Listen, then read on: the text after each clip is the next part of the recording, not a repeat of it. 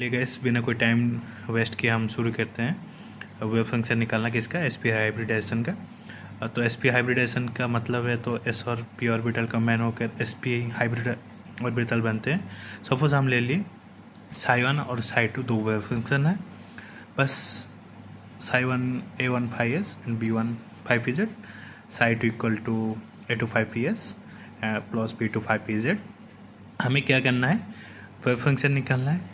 तो हमने ले लिया psi1 और psi2 का, ये ले लिया वैल्यू। तो a1 और b1, a2 और b2 ये चारों कोफिशिएंट का सिर्फ वैल्यू निकालना है। तो फिर हमारा हो जाएगा वेव फंक्शन निकालना किसका, sp हाइब्रिडाइजेशन। वो कैसे निकालते हैं और कैसे डिराइव करते हैं, सिंपल मेथड से सीखेंगे। तो चलिए ठीक है। पहले हम निकालेंगे a1 और a2। जानते हैं ऐसी स्पेरिकल सिमेट्रिकल हम सबको पता है, ठीक है। तो ये इसका कोई कंट्रीब्यूशन है, सब contribution towards all the hybrid orbital. So a1 square plus a2 square equal to 1, ठीक है। a1 square plus a2 square equal to क्या हो गया, 1 हो गया। तो दोनों चीज़ को मिलाकर अगर एक होता है तो a1 एक चीज़ क्या होगा, हाफ ही होगा ना। अगर दो चीज़ मिलाकर 1/2, दो चीज़ को मिलाकर अगर 1 होता है तो एक ऑब्वियसली हाफ होगा, तभी तो जाकर दूसरा मिलाकर 1 होगा, ठीक है। a1 इक्वल टू हाफ हो गया, a2 इक्वल टू स्क्वायर था दोनों का, ठीक है। a1 स्क्वायर इक्वल टू 1/2 हो गया, a2 स्क्वायर इक्वल टू 1/2 हो गया। जो यहाँ पर लिखा है a1 square equal to a2 square equal to 1/2, ठीक है। a1 और a2 इक्वल टू रूट ओवर ऑफ 1/2 हो गया।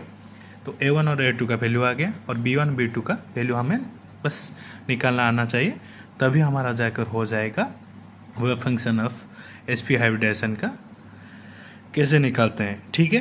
तो a1 और a2 इतनी सिंपल सी मेथड से आ गया, कुछ भी नहीं करना पड़ेगा। तो हम b1 और b2 कैसे निकालेंगे, उससे पहले दो कंडीशन याद रखना पड़ेगा। वो क्या है, एक नॉर्मलाइजेशन कंडीशन है, आपको याद रखना पड़ेगा, वो मैं डिराइव कर दूंगा। दूसरा ऑर्थोगोनल कंडीशन है, ऑर्थोगोनल वो क्या है, चलो आगे देखते हैं। पहले एक सिंपल सा याद रख लो। और नॉर्मलाइजेशन का मतलब है एक वेव फंक्शन है। सपोज psi1 एक वेव फंक्शन है, psi1 square D tau equal to T tau है ये, ठीक है, 1। ये है एक नॉर्मलाइजेशन कंडीशन। और ऑर्थोगोनल कंडीशन मतलब दो वेव फंक्शन का मल्टीप्लाई इंटीग्रेशन निकालेंगे तो 0 होगा। इस दो कंडीशन है, normalization equal to 1, orthogonal equal to 0। बस ये याद रखना है, डिराइव कर देंगे, सिंपल सा है। चलो करते हैं। पहले हम करेंगे नॉर्मलाइजेशन कंडीशन। क्या है नॉर्मलाइजेशन कंडीशन, मतलब psi1 square D tau equal to 0 है, ठीक है। psi1 हमने क्या लिया था, psi1 लिया था हमने a1 5s plus b1 5z, ठीक है। वो पुट कर देंगे हम यहाँ पर, जैसे पुट किया है हमने a1 5s b1 5z, और दोनों का स्क्वायर हो गया तो हम ऐसे लिख सकते हैं ना, a1 5s plus b1 5z square. तो हम इसको अलग करके लिख सकते हैं ऐसे 5z b1 5z a1 5s plus a1 5s plus b1 5z, ऐसे मल्टीप्लाई करके ऐसे लिख लिया हमने यहाँ पर। उसका इंटीग्रेशन निकालेंगे a1 5s a2 5 a1 5, इसको यहाँ इसको इससे मल्टीप्लाई कर लिया, ठीक है। इसको इससे, इसको इससे, इसको इससे हो गया। तो हमने बस दो चीज़ याद रखनी पड़ेगी, और क्या है ना, वो क्या है हम, ठीक है। Suppose 5i square D tau equal to 1 और psi psi नहीं 5i 5z D tau equal to 0। मतलब ये क्या है भाई, इसको ये फाई और आई, ये दोनों चीज़ कहाँ से आ गए बताते हैं। सपोज कैसे हम बताएं आपको, 5s और 5v का, ठीक है। उनका मल्टीप्लाई इक्वल टू 0 है, ठीक है। और 5s एंड 5s उनका मल्टीप्लाई 1 है, मतलब 5s का स्क्वायर सिंपल। आई 5s का दोनों का मल्टीप्लाई इक्वल टू 1 है, और दो डिफरेंट हाइब्रिड ऑर्बिटल का मल्टीप्लाई 0 है। सेम ऑर्बिटल का स्क्वायर निकालेंगे तो 1 है, डिफरेंट ऑर्बिटल का मल्टीप्लाई करेंगे तो 0 है। तो यहाँ पर हमारा ऐसे हो गया A1 और A1 का मल्टीप्लाई हो गया A1 स्क्वायर, जो एक कांस्टेंट है। हमको मैथ तो आना पड़ेगा ना, ठीक है। A1 स्क्वायर जो निकल गया बाहर, इंटीग्रेशन के टाइम आपको पता है A1 स्क्वायर कांस्टेंट है तो बाहर निकल जाएगा, ठीक है। 5s का स्क्वायर मतलब हमने बताया था 5 multiply 5s multiply 5s equal to 1, मतलब 5s का स्क्वायर इक्वल टू 1, ठीक है। 5s square D tau equal to 1 है। A1 और B1 को भी जो कांस्टेंट है बाहर निकल गए, और हमने बताया था 5s एंड 5p दो डिफरेंट ऑर्बिटल का मल्टीप्लाई क्या होता है जब इंटीग्रेशन निकालेंगे तो 0 होता है। एक कंडीशन है, एक थ्योरी है जो आपको बस ये याद रखना पड़ेगा, ठीक है। अब मैं थ्योरी में नहीं जाता हूँ, बस आप ये याद रख लो, हो जाएगा काम, ठीक है। ऐसे डिराइव करना, मैथमेटिकल डिराइव करना हमने यहाँ पर दिखा दिया है। आप स्क्रीनशॉट लेकर आप पढ़ सकते हैं, ठीक है। वैसे डिराइव कर जैसे B1 और A1 बाहर निकल गया, और 5PS PZ एंड 5S का मल्टीप्लाई 0 हो गया, तो 0 मल्टीप्लाई विथ सम वन 0, तो ये भी वैल्यू 0 हो गया, ये भी वैल्यू 0 हो गया, ठीक है। तो A1 स्क्वायर का मल्टीप्लाई विथ 1 और B1 स्क्वायर का मल्टीप्लाई विथ 1, तो हमारा वैल्यू क्या आया A1 square plus B1 square equal to 1, जो हमने ये बताया यहाँ, वो जो कंडीशन बताया था हमने यहाँ पर दिखा लिया है, यहाँ पर लिख लिया है, ठीक है। तो A1 square plus B1 square, A1 5 B1 F ऐसे लिखे थे, जो इन दोनों का वैल्यू 0 हो गया था, multiply with 0 0 multiply with 0 0, A1 square plus B1 square equal to 1 हो गया, ठीक है। हमको पता है क्या है, A1 स्क्वायर का वैल्यू पता है ना, ठीक है। क्या पता है, A1 स्क्वायर इक्वल टू 1/2 है, ठीक है। तो हमने निकाल लिया A1 square plus B1 square equal to 1। B1 का वैल्यू निकालना है, ठीक है। A1 और A2 आ गया था, B1 का वैल्यू बस निकालना ज़रूरी था। तो B1 square equal to 1 minus A1 square, तो A1 स्क्वायर का वैल्यू पुट कर लेंगे, A1 1 माइनस 1/2, A1 स्क्वायर का वैल्यू 1/2 है, हमको पता था। चलो देख लेते हैं।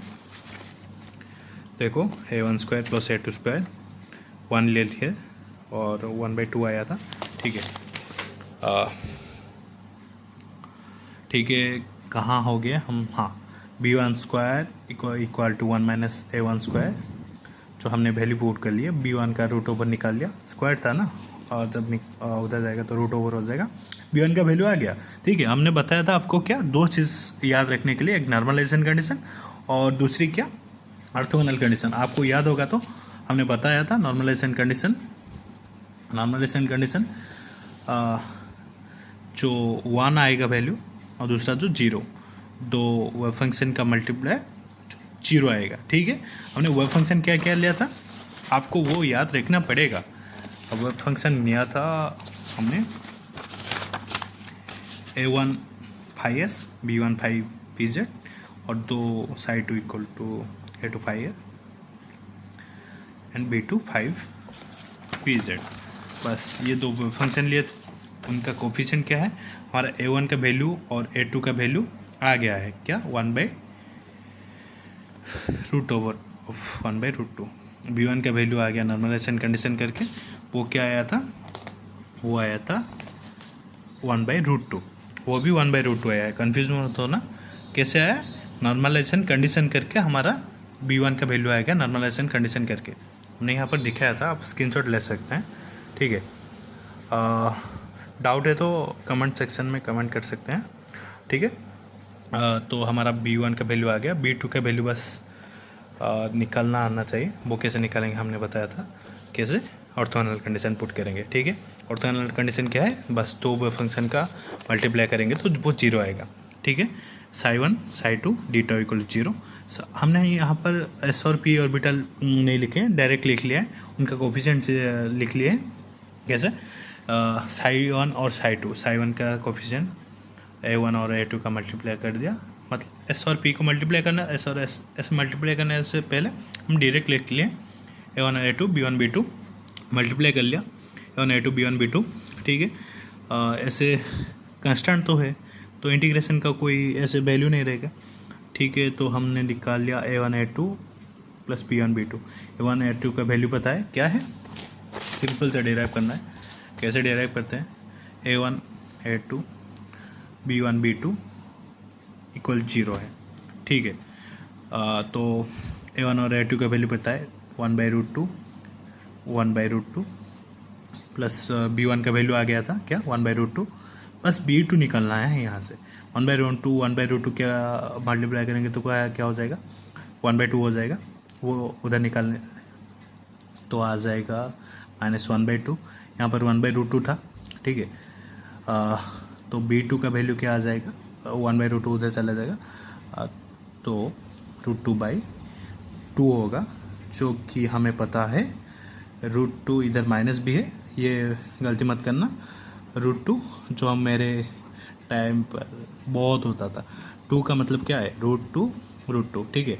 √2 और √2 को मल्टीप्लाई कर लेंगे तो 2 होगा, एक √2 कैंसिल हो गया, तो इधर एक है, b2 का वैल्यू आ गया क्या -1/√2 आ गया। कैसे आ गया भाई? नॉर्मलाइजेशन कंडीशन पुट करेंगे, आ गया b2 का वैल्यू और सॉरी b1 का वैल्यू आ गया नॉर्मलाइजेशन कंडीशन पुट कर और b2 का वैल्यू आ गया ऑर्थोगोनल कंडीशन पुट कर। दो कंडीशन याद रखने के लिए बोला था वीडियो से पहले, ठीक है। चलो वीडियो से चलो अब समारी कर लेते हैं, थोड़ा सा शुरू से देख लेते हैं। पहले क्या दो वेव फंक्शन ले लिए, सपोज दो वेव फंक्शन ले लिए, बस इस चारों का कोफिशिएंट निकालना है हमारा sp हाइब्रिडाइजेशन का। वेव फंक्शन कैसे निकालते हैं, इस चारों का कोफिशिएंट आना चाहिए, ठीक है। a1 और a2 निकाल लिए, कैसे ना स्फेरिकल सिमेट्रिकल सम कंट्रीब्यूशन है, यहाँ पर आ गया a1 a2 b1 का जो नॉर्मलाइजेशन कंडीशन करके निकाल लिए थे कैसे, आप स्क्रीनशॉट ले सकते हो, ठीक है। और थोड़ा सा झापसा है, ठीक है, एडजस्ट कर लो, नेक्स्ट वीडियो में सही हो जाएगा, ठीक है। ठीक है, नॉर्मलाइजेशन कंडीशन करके हमारा क्या निकाल लिए हमने, b1 का वैल्यू निकाल लिए और ऑर्थोगोनल कंडीशन पुट कर हमने निकाल लिए b2 का वैल्यू। तो हमारा हो गया वीडियो ख़त्म, मतलब हमने निकाल लिए sp हाइब्रिडाइजेशन का वेव फंक्शन निकालना। तो नेक्स्ट वीडियो में हम निकालेंगे sp2 hybridization. Thank you guys, thank you for watching.